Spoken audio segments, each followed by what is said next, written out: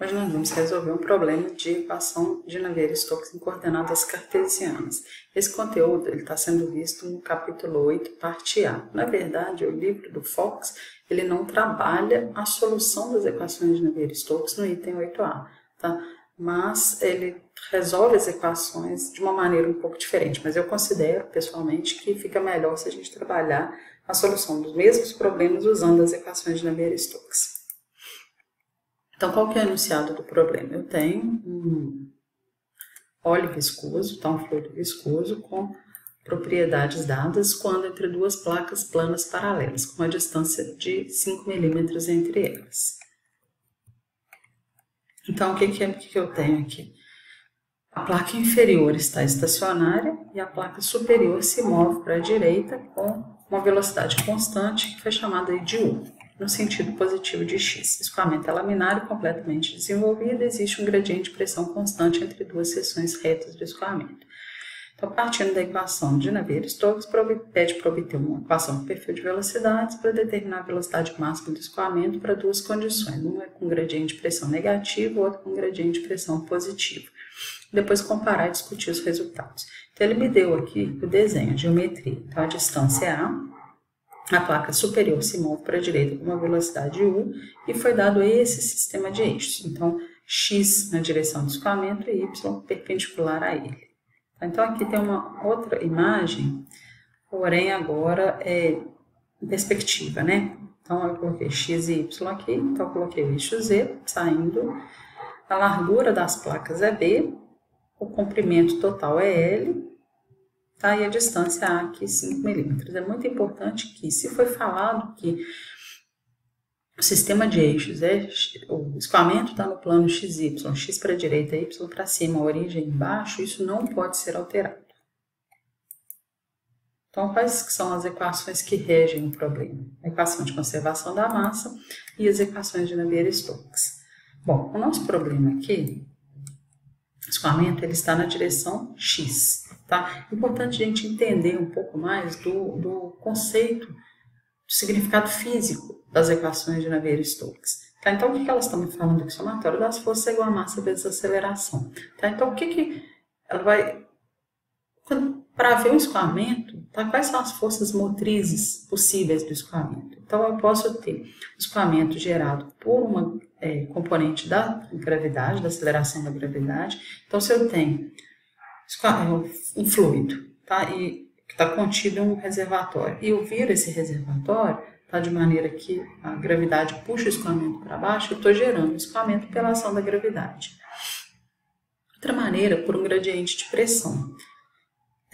Uma pressão constante não faz ter um escoamento, mas se eu tiver uma variação de pressão, isso faz com que haja um escoamento. O fluido ele sempre tende a ir da maior pressão para menor, então sempre para onde ele ficaria mais confortável. Então ele sempre tende a ir no sentido da menor pressão, tá? Então um gradiente de pressão. E outra maneira de eu gerar um escoamento seria, por exemplo, fazendo um movimento relativo entre duas partes do escoamento, igual nesse problema, tá? A placa de baixo em repouso, a placa de cima se movimentando com uma velocidade. Então, quando a placa de cima se movimenta, ela puxa as camadas de fluido e uma vai puxando a outra. Então, estou gerando escoamento através dessa variação de velocidade. Tá? Então, as forças gravitacionais, forças de pressão e forças viscosas, elas são capazes por provocar um movimento. O que é importante aqui também? Para a gente ter solução analítica das equações, tá? Eu tenho que trabalhar com situações mais simples. Tá? Então, o meu escoamento, nesse caso, ele está na direção x. Então, eu não preciso resolver a equação na direção y nem na direção z. Então, vou partir somente da equação da massa e da quantidade de movimento na direção x. Então, o que eu teria de força motriz seria o gx, dp dx e as forças viscosas na direção x. Então, quais são as hipóteses que a gente pode trabalhar para simplificar o problema? Primeiro, regime permanente. O que significa regime permanente? Não, a variação das propriedades com o tempo. Então, a densidade não varia com o tempo e nem as velocidades variam com o tempo. Uma segunda hipótese é de escoamento completamente desenvolvido. A gente viu na aula passada que escoamento completamente desenvolvido significa que o perfil de velocidades não varia na direção do escoamento. Então, nenhuma das componentes de velocidade pode variar na direção x. Tá? Aqui a direção do escoamento é a direção x porque está fazendo acontecer o escoamento, que é o gradiente de pressão e o movimento, eles ocorrem na direção x. Então, quando a gente faz escoamento completamente desenvolvido, o perfil de velocidades não varia na direção do escoamento, eu tenho que ver qual que é essa direção. Para esse problema é a direção x. Então, os derivados em relação a x são zero. A terceira e a quarta hipóteses, elas dizem respeito à força motriz do escoamento. Tá? Então, a terceira hipótese eu trabalho com a aceleração da gravidade. Tá? Então, se eu tenho a minha força na direção x, eu só preciso me preocupar com a componente da gravidade na direção x. Como ele está na horizontal, gx é zero. A quarta hipótese é em relação ao gradiente de pressão. Tá? Nesse caso, o gradiente de pressão é constante, foi dado. Se ele fosse zero, eu colocaria dp dx é zero. Então, as possibilidades que nós vamos trabalhar seriam ou zero ou constante. Bom, a quinta e a sexta hipóteses dizem respeito ao escoamento estar em um plano só. Então, vocês viram lá aquela primeira imagem, estava só no plano XY. Então, a gente sempre vai assumir que não há velocidade na direção perpendicular ao do plano. Tá? Então, nesse caso aqui, estava no plano XY, então a gente afirma ou assume que não há velocidade na direção Z. O que isso significa? Que a minha placa não se movimenta na direção Z. Então, W é igual a zero. Uma sexta hipótese é que não há variação de velocidade na direção Z. Tá? Quando eu falo que não há variação de velocidade na direção Z, o que eu estou dizendo é que se eu pegar dois planos, tá, em posições Z diferentes, o perfil de velocidades que eu enxergar em um vai ser exatamente o mesmo perfil de velocidades que eu vou enxergar no outro. Ou seja, a velocidade não varia na direção Z. Tá? É muito importante a distinção entre as hipóteses 5 e 6. A hipótese 5 fala que a placa não se movimenta na direção Z.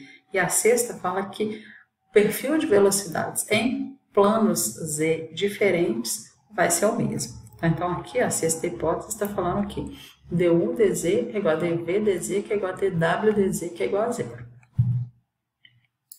Bom, então, o que eu vou fazer agora? Aplicar as minhas hipóteses nas minhas equações de conservação. Igual eu falei, a gente vai trabalhar somente com a equação de conservação da massa e a equação de Navier-Stokes na direção do escoamento, que nesse caso é x.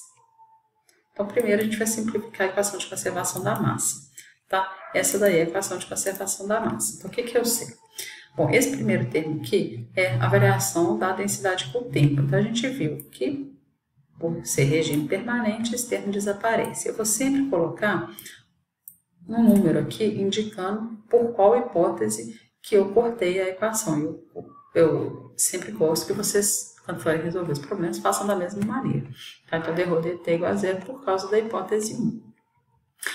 Segundo termo aqui, a gente sabe que o fluido é incompressível, então foi dada uma densidade para ele. Então, ρ é constante, o ρ sai da derivada. Então, fica ρ du dx. Bom, pela hipótese de escoamento completamente desenvolvido, du dx é zero. Então, a gente vai cortar aqui e colocar hipótese 2. Para esse termo aqui, ó, eu não tenho nenhuma hipótese, então ele permanece. Esse último termo, também eu posso tirar o ρ, vai ficar dw dz. Bom, eu sei primeiro que o w é zero, que é a hipótese 5, e que o dw dz é zero. Então, pela hipótese 6, eu cortei também.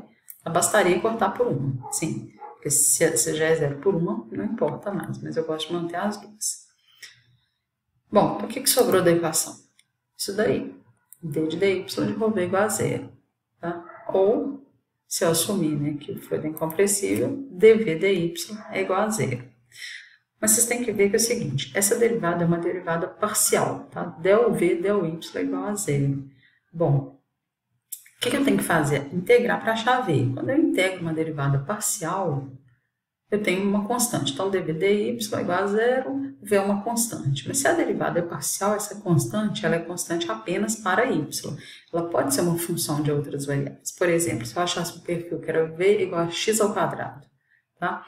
Se eu pegar e derivar x ao quadrado em relação a y, vai dar zero, mas é uma função de x. Tá? Então, eu tenho que mexer um pouco mais nessa equação. Quando a gente olha as hipóteses, a gente viu lá que pela hipótese 2, a velocidade v não varia com x, e pela hipótese 6, a velocidade v não varia com z. Então, ela só pode variar com a y mesmo. Então, eu posso transformar essa derivada parcial em uma derivada total. Então, dv dy é igual a zero. Qual que é a vantagem disso? Porque quando a derivada é total, a constante que aparece na integração é de fato uma constante, ela não é função de outras variáveis. Então, dv dy é igual a zero. Então, o que eu preciso fazer? Integrar. Se dv dy é igual a zero, v é uma constante. Eu chamei essa constante de C0. Tá? Então, eu preciso encontrar o valor dessa constante. Então, como é que eu acho a constante? Uma condição de contorno para V. Tá? Então, vamos pegar o nosso desenho aqui. Como a minha derivada é de primeira ordem, eu integrei uma vez. Integrando uma vez, apareceu uma constante de integração. Então, eu preciso de uma condição de contorno para V. Tá? Como é função de y, uma condição de contorno para V em função de y. Então, eu posso pegar... Normalmente, a gente pega nas fronteiras. Né? Então, eu posso pegar aqui embaixo, que é y igual a zero, ou aqui em cima, que é y igual a a. Vou pegar aqui em cima. Então, em y igual a a, quanto que vale v? Vale zero, tá? Por que vale zero se a placa está se movimentando para cá? Bom, aí a gente tem que ver os eixos. A placa se movimenta para a direita, ou seja, a velocidade que atua aqui na placa de cima é uma velocidade na direção x, ou seja, o zinho. Tá? A velocidade na direção y é zero, porque a placa não está se movimentando para cima.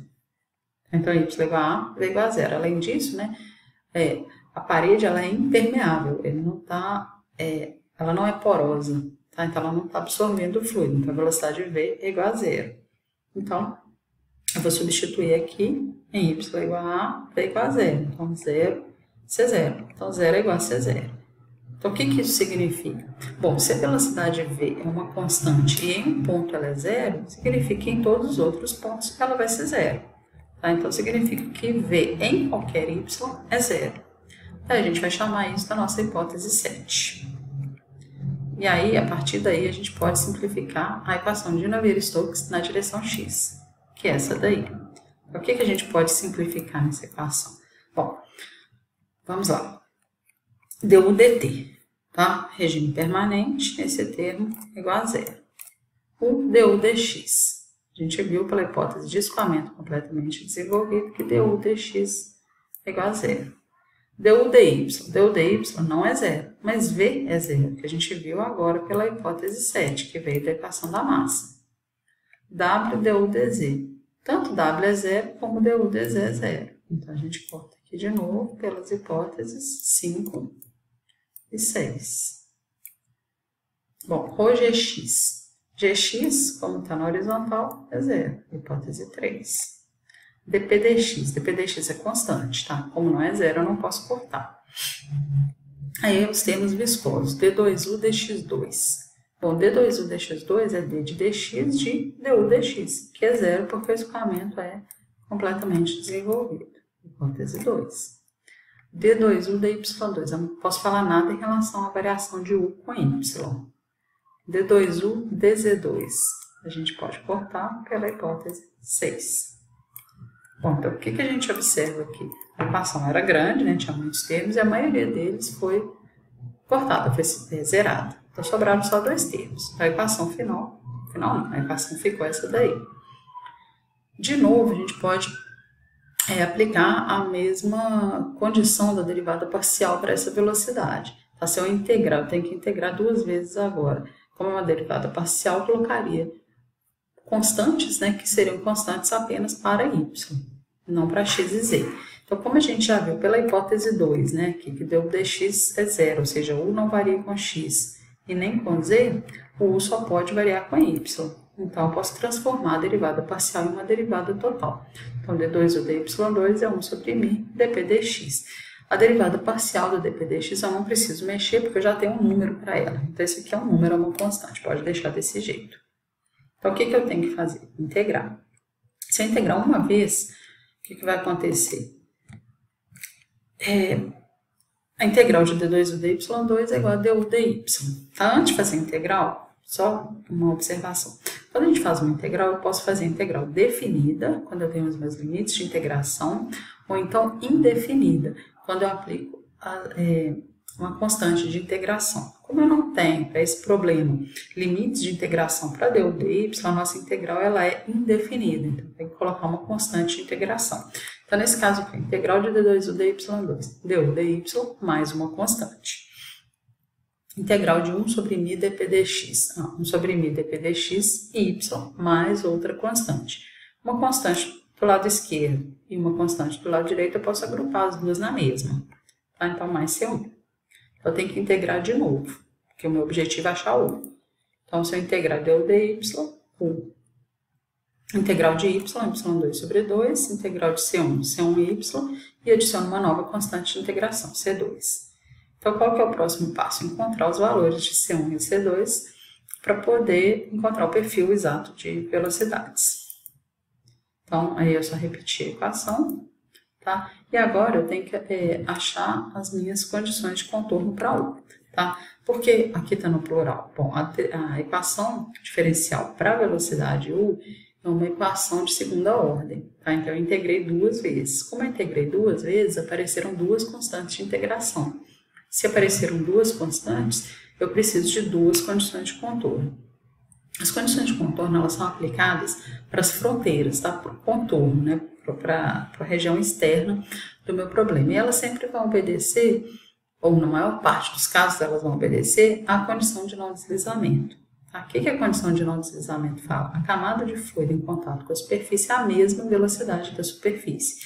Então, aqui, ó, eu tenho y é igual a zero, y é igual a A. Então, a placa de baixo ela está em repouso. Então, a camada de fluido em contato com a placa de baixo também vai estar em repouso. Então, em y é igual a zero, que está errado, desculpa.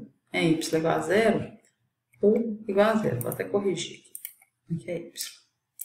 Então, em y é igual a zero, U é igual a zero. Então, se eu jogar aqui, substituir y por zero e U por zero, eu vou achar que C2 é zero. Se eu jogar aqui de novo é y, tá?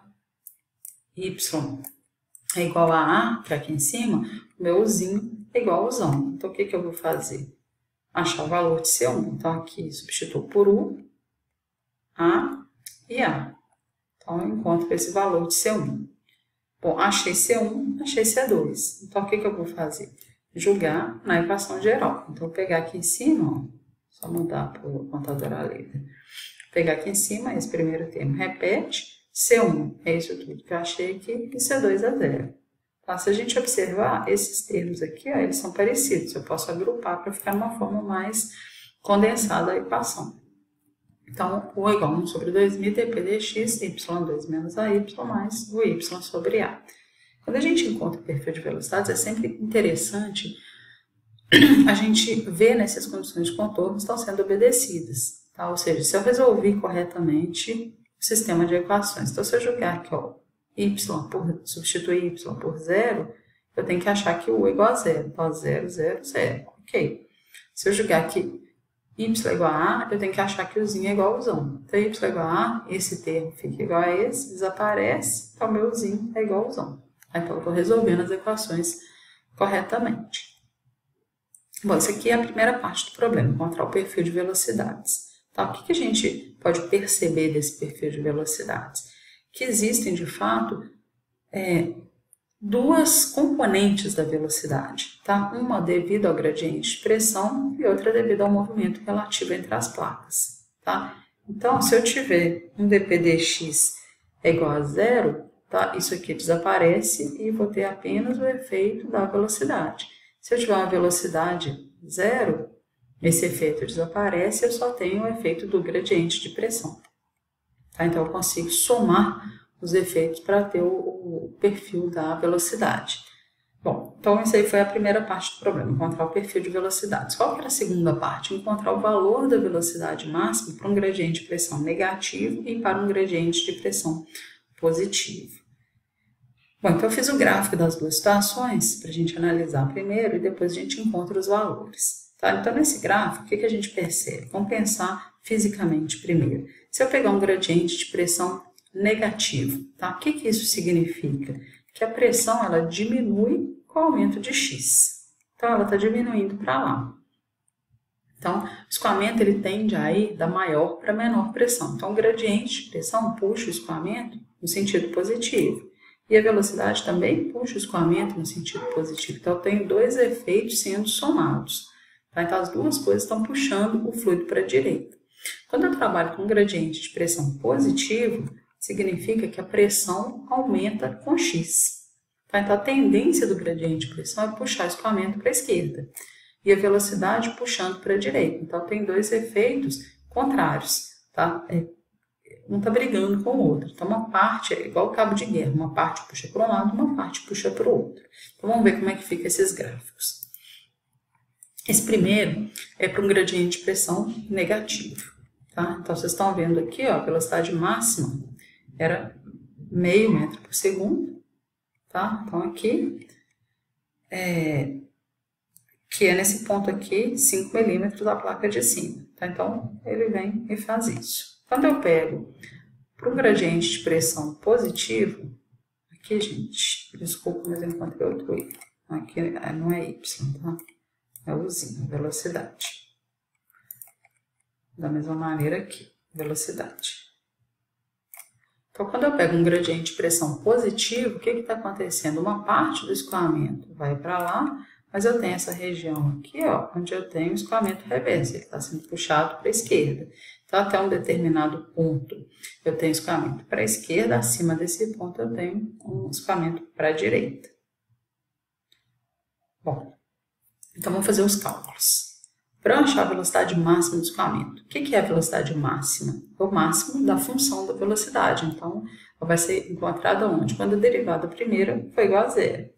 Tá? Então, se é esse o perfil de velocidades, se eu derivar em relação a y, eu tenho isso daí. Então, o que eu tenho que fazer? Encontrar o ponto onde isso aí é zero. Então, deu dy é igual a zero. Se a gente observar, né, o mi eu tenho, dp dx eu tenho, a eu tenho, o eu tenho. Então, eu vou encontrar o valor de y. Então, essa equação, ela vai me dar o ponto y onde a velocidade é máxima. Tá? E observe que aqui eu ainda não coloquei esse valores, tá? Então, vale tanto para o gradiente de pressão negativo como positivo. Então, se eu pegar um dp dx negativo, a dp dx negativo, então a pressão diminui com o aumento de x.